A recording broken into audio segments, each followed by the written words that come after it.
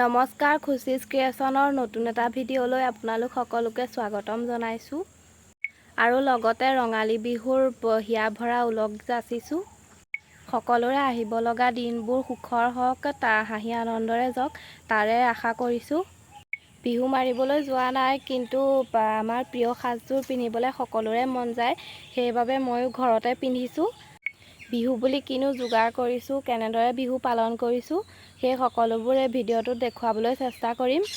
আপোনালোকে ভিডিঅ'টো শেষলৈকে চাই থাকিব।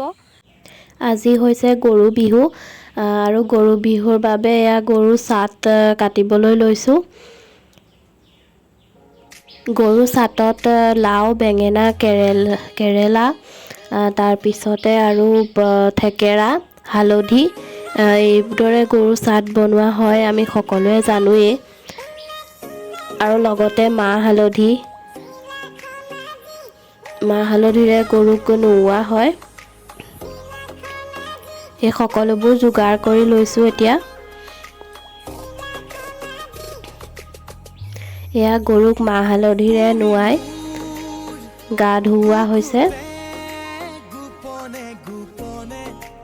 তাৰপিছতে গৰুৰ গাত চাট মাৰি পথাৰলৈ খেদি দিয়া হ'ব।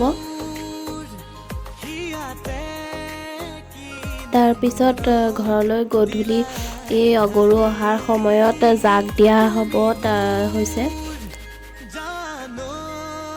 আৰু তাত ভাং গছ দিয়া হয় জাক দিওঁতে, আৰু দীঘলতি মাখিয়তিও দিয়া হয়।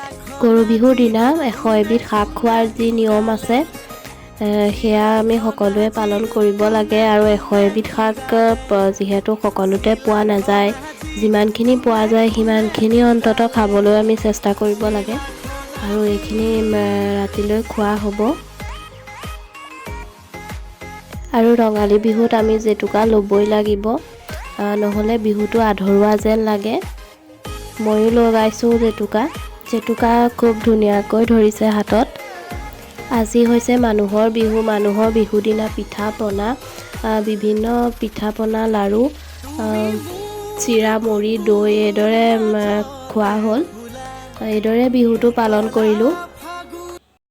আশা কৰোঁ ভিডিঅ'টো চাই আপোনালোকে ভাল পালে, আৰু শেষলৈকে চাই থকাৰ বাবে বহুত বহুত ধন্যবাদ।